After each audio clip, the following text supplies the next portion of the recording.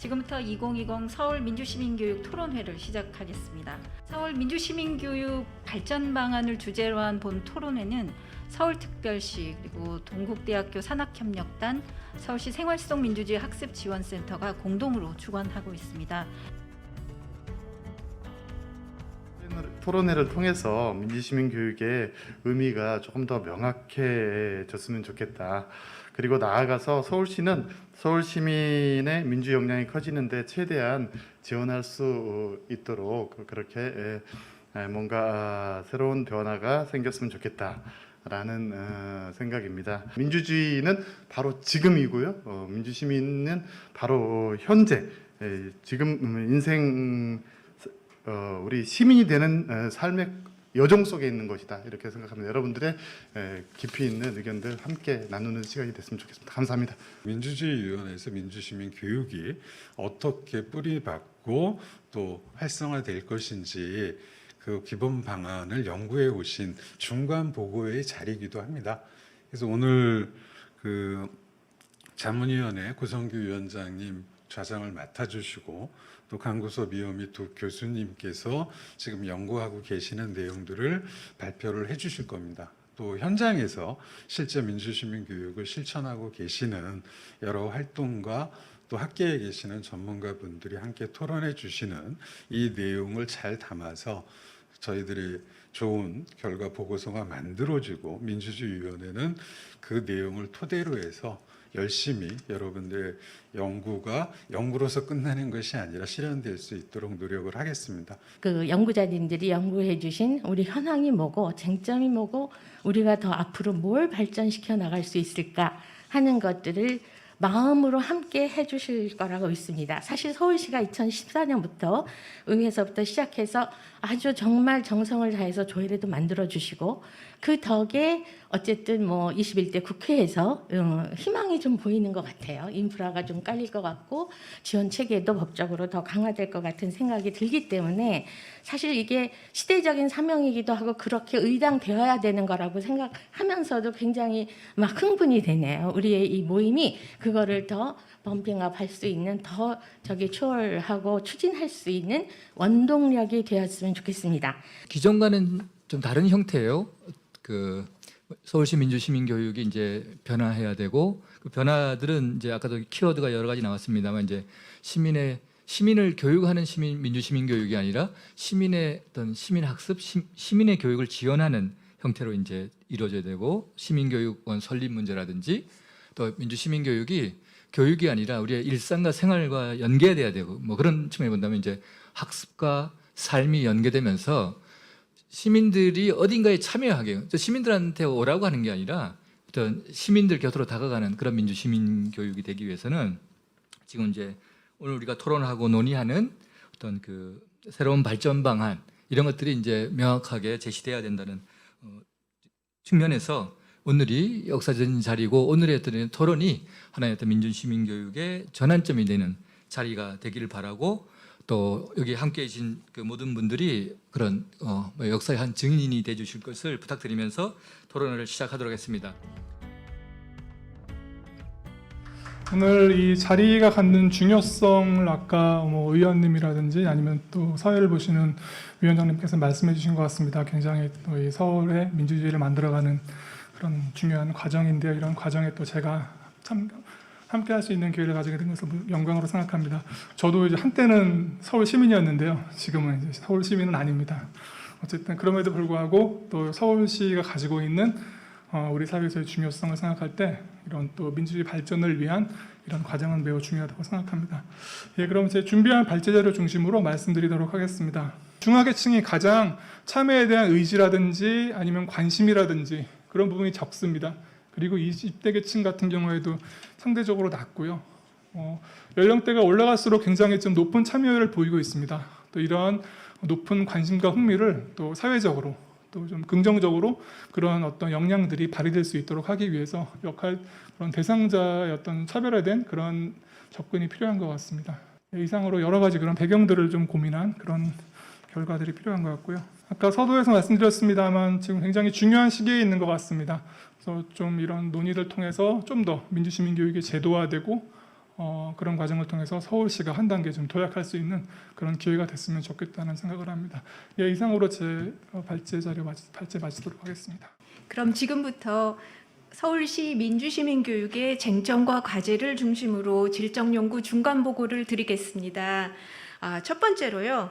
지금 현재 공급자 중심의 교육이라고 인식되어 왔던 시민들의 회의적인 시선을 좀 인식을 할 필요가 있고요. 그래서 아래에서 위로 진행되는 그러나 정교한 지원 체제를 갖추는 노력이 필요할 것 같습니다. 두 번째로는요, 민주시민 교육이 여태까지 우수한 그런 사례들이 있습니다. 그런 우수 사례의 공유와 홍보를 통해서 시민들의 접근성을 향상시키는 일도 역시 중요할 것 같습니다. 마지막으로 청년, 중장년층, 여성 등 다양한 계층과 집단의 서울 시민들이 민주시민 교육에 참여할 수 있는 방안을 구상하는 것도 필요할 것 같습니다.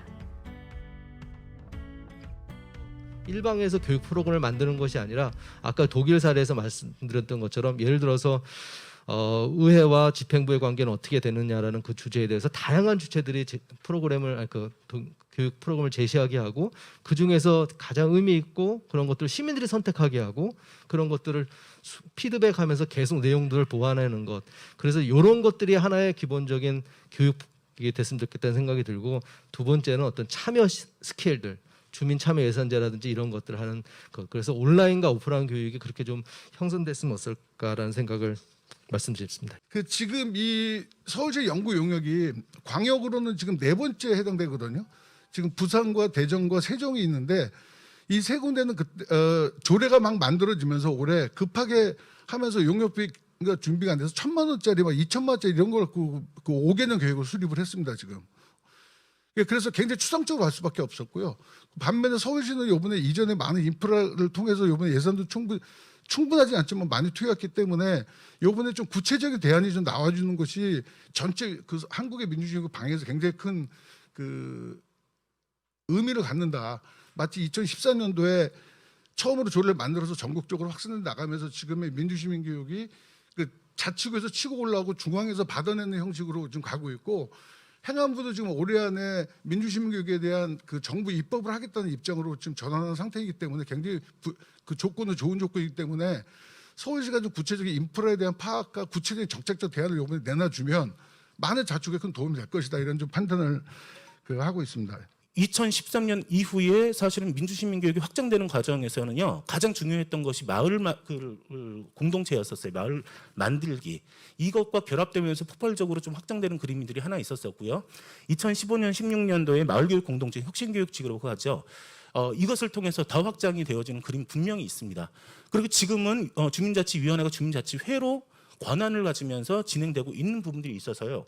풀뿌리에서 제도적으로 민주시민교육이 확장될 수 있는 굉장히 큰 그림들이 있는데 그런 것들과 민주시민교육은 서로 다른 영역이다라고 구분지어버리는 순간 우리는 민주시민으로서의 어떤 생활태도와 이런 것들이 현장에서 만들어질 수 있는 여러 가지 연계고리를 끊어버릴 수도 있다. 저는 그 측면에 우리가 전략적인 부분들을 우리가 함께 고민해야 된다 이런 생각으로 말씀 마치도록 하겠습니다. 이 전체적인 내용에 있어서는 저는 굉장히 의미는 굉장히 많다고 봅니다.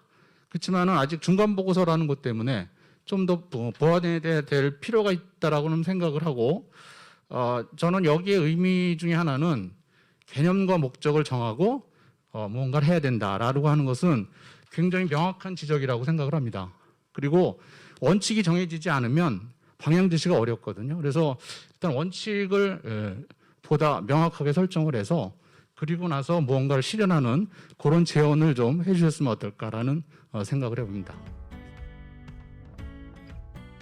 이 연구 다음에 어떻게 넥스트 스텝이라는 것들을 만들어낼지 서울시 안에서 어떤 이제 주무팀 그리고 자문위원회 저를 포함하여 저희도 마찬가지인 것 같은데 이 안에서 리더십을 조금 더 가지고 그리고 참여 기반을 포용성 있게 넓히기 위한 고민들을 좀 다각화해야 할 것 같습니다. 그래서 우리 사회가 변화하는 것 중에서 어떤 때는 제가 기구나 행정이 못 따라가는 것도 있다 이런 생각 들거든요. 그러니까 너무 크게 생각하지 말고 마지막 과제도 저희가 이런 정도는 이걸 가지고 좀 해줬으면 좋겠다 하는 그런 제안이 나왔으면 좋겠다 이런 생각이 듭니다. 참고로 이제 경기도 같은 경우 현재 조례만 하더라도 31개 시군 중에 19개가 돼 있고 2022년도까지 전 시군 31개 시군에 조례를 제정하겠다라는 비전과 목표를 제시를 하고 있고요. 기초자치단체의 민주시민교육센터도 현재 5개인데 이것도 역시 전 시군으로 확대한다라는 이제 비전과 전략을 이제 제시를 하고 있는데 이렇지 않으면은 그 많은 광대한 범위와 인구를 갖고 있는 곳에 민주시민 교육을 인지하거나 접하는 것은 현실적으로 어렵다라는 생각을 들어서요. 최소한도 이 자치구 전략에 대해서 분명하게 좀 연계 모델을 제시해 줘야 할 거다라는 생각을 하게 됩니다. 이 민주시민 교육 프로그램 자체에서도 시는 그런 역할을 해야 되는 것이 아닌가. 시민들이 어디에서 모여서 그걸 할 수 있도록 이렇게 조율하고 만들어주는 역할을 하고 시민들은 아까 말씀하셨던 것처럼 가장 그 약한 사람들부터 그 자리에 끌어와서 그런 경험을 하게 하는 그런 프로그램을 많이 만들어야 된다. 그리고 그 프로그램을 함께 고민해야 된다. 시와 시민이 이렇게 만날 수 있는 공간을 많이 열어줘야 되는 것이 아닌가. 이런 조사 결과들을 통해서 계속적으로 어떤 방향으로 가야 되는지에 대한 좀 고민들은 계속 쌓아가고 있습니다. 그래서 좀 앞으로 좀 말씀하신 오늘 지적하신 부분들에 대해서 적극적으로 고민하면서 좀 최대한 좋은 결과를 도출할 수 있도록 최선을 다하도록 하겠습니다. 일상 속에 의미 있는 학습에 대한 시민의 욕구를 잘 반영하는 계획을 짜도록 하겠습니다. 감사합니다.